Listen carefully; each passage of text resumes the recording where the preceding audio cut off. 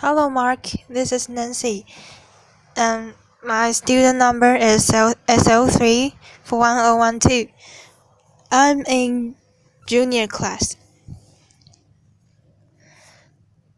Kang, can you really tell if a kid is lying? Hi, let me ask the audience a question. Did you ever lie as a child? If it did, could you please raise your hand? Wow, this is the most honest group of people I've ever met. Laughter.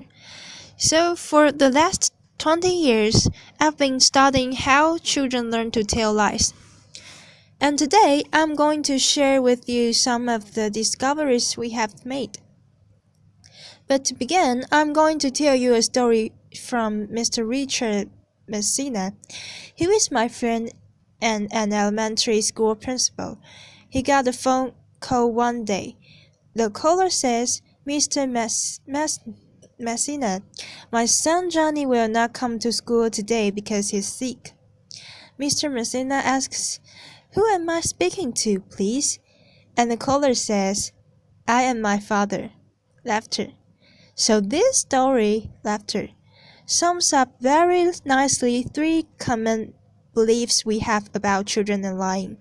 1. Children only come to tell lies after entering elementary school.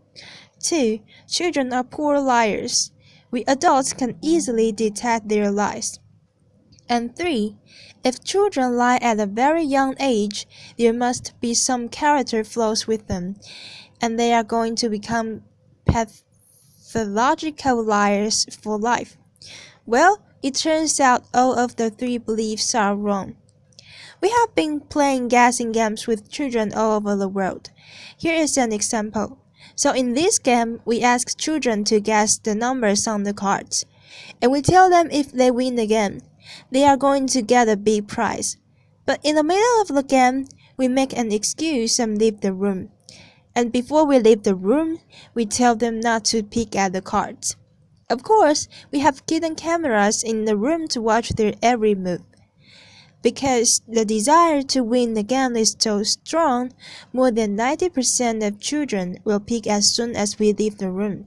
Laughter. The crucial question is, when we return and ask the children whether or not they have peeked, will the children who peek confess or lie about their transgression? We found that regardless of gender, country, religion, at 2 years of age, 30% lie. 70% tell the truth about their transgression.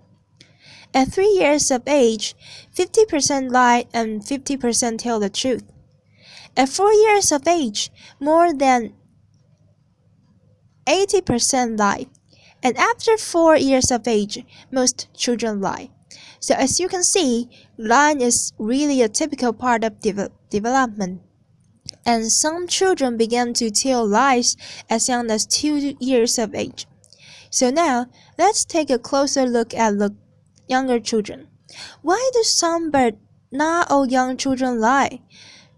In cooking, you need good ingredients to cook good food. And good lying requires 2 key ingredients. The first key ingredient is theory of mind, or the mind-reading ability. Mind-reading is the ability to know that different people have different knowledge about the situation and the ability to differentiate between what I know and what you know. Mind-reading is important for lying because the basis of lying is that I know you don't know what I know. Therefore, I can lie to you.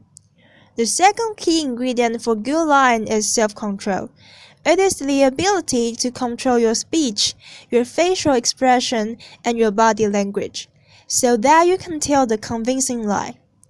And we found that those young children who have more advanced mind reading and self-control abilities tell lies earlier and are more sophisticated liars. As it turns out, these two abilities are also essential for all of us to function well in our society. In fact, deficits in mind reading and self-control abilities are associated with serious developmental problems, such as ADHD and autism. So if you discover your 2-year-old is telling his or her first lie, instead of being alarmed, you should celebrate laughter, because it signals that your child is arrived at a new milestone of typical development. Now, are children poor liars? Do you think you can easily detect their lies? Would you like to give it a try? Yes? Okay, so I'm going to show you two videos. In the videos, the children are going to respond to a researcher's question. Did you pick? So try to tell me which child is lying and which child is telling the truth. Here's child number 1. Are you ready? Video. Adult. Did you pick? Child. No. Kang. And this is child number 2. Video. Adult. Did you pick? Child. No. Okay, did you think child number 1 is lying? Please raise your hand. And if you think child number 2 is lying, please raise your hand. Okay, so as a matter of fact, child number 1 is telling the truth. Child number 2 is lying. Looks like many of you are terrible detectors of children's lies. Laughter. Now, we have played similar kinds of games with many adults from all walks of life, and we show them many videos. In half of the videos, the children lied. In the other half of the videos, the children told the truth. And let's find out how these adults performed. Because there are as many liars as truth tellers, if you guess randomly, there's a 50% chance you are going to get it right. So if your accuracy is around 50%, it means you are a terrible detector of children's lies. So let's start with undergrads and law school students, who typically have limited experience with children. No, they cannot detect children's lies. Their performance is around chance. Now, how about social workers and child protection lawyers who work with children on a daily basis? Can they detect children's lies? No, they cannot. Laughter. What about judges, customs officers, and police officers who deal with liars on a daily basis? Can they detect children's lies? No, they cannot. What about parents? Can parents detect other children's lies? No, they cannot. What about, can parents detect their own children's lies? No, they cannot. Laughter. Applause. So now you may ask why children's lies are so difficult to detect. Let me illustrate this with my own son, Nathan. This is his facial expression when he lies. Laughter. So when children lie, their facial expression is typically neutral. However, behind this neutral expression, the child is actually experiencing a lot of emotions, such as fear, guilt, shame, and maybe a little bit of liar's delight. Laughter. Unfortunately, such emotions are either fleeting or hidden. Therefore, it's mostly invisible to us. So in the last 5 years, we have been trying to figure out a way to reveal these hidden emotions. Then we made a discovery. We know that underneath our facial skin, there is a rich network of blood vessels. When we experience different emotions, our facial blood flow changes subtly, and these changes are regulated by the autonomic system that is beyond our conscious control. By looking at facial blood flow changes, we can reveal people's hidden emotions. Unfortunately, such emotion-related facial blood flow changes are too subtle to detect by our naked eye.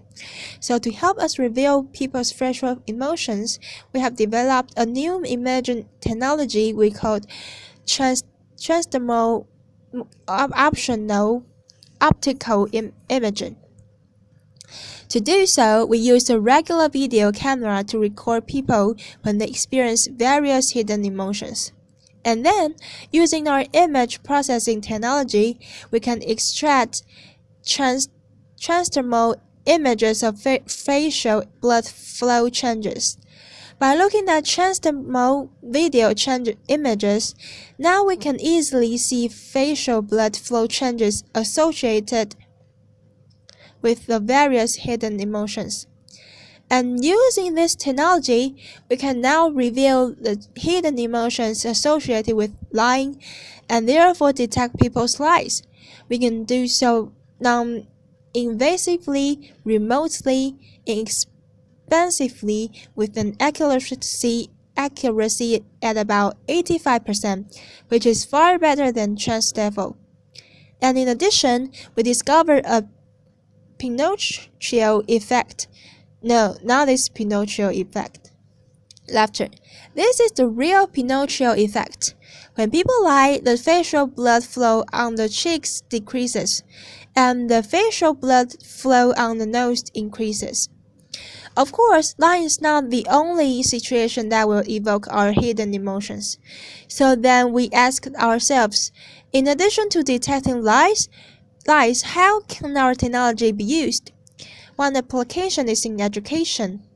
For example, using this technology, we can help this mathematics teacher to identify the student in his classroom who may experience high anxiety about the topic he's teaching so that he can help him. And also, we can use this in healthcare. For example, every day I Skype my parents who live thousands of miles away. And using this technology, I can not only find out what's going on in their lives, but also simultaneously monitor their heart rate, their stress level, their mood, and whether or not they are experiencing pain. And perhaps in the future, their risks for heart attack or hypertension. And you may ask, can we use this also to reveal politicians' emotions? Laughter. For example, during a debate, well, the answer is yes.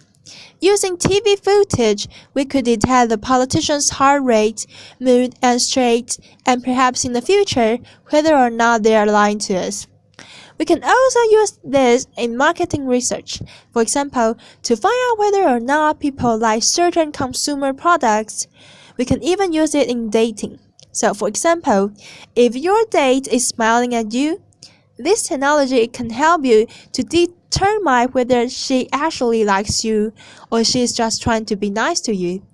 And in this case, she is just trying to be nice to you. After. So, transdermal optical imaging technology is at a very early stage of development. Many new applications will come about that we don't know today.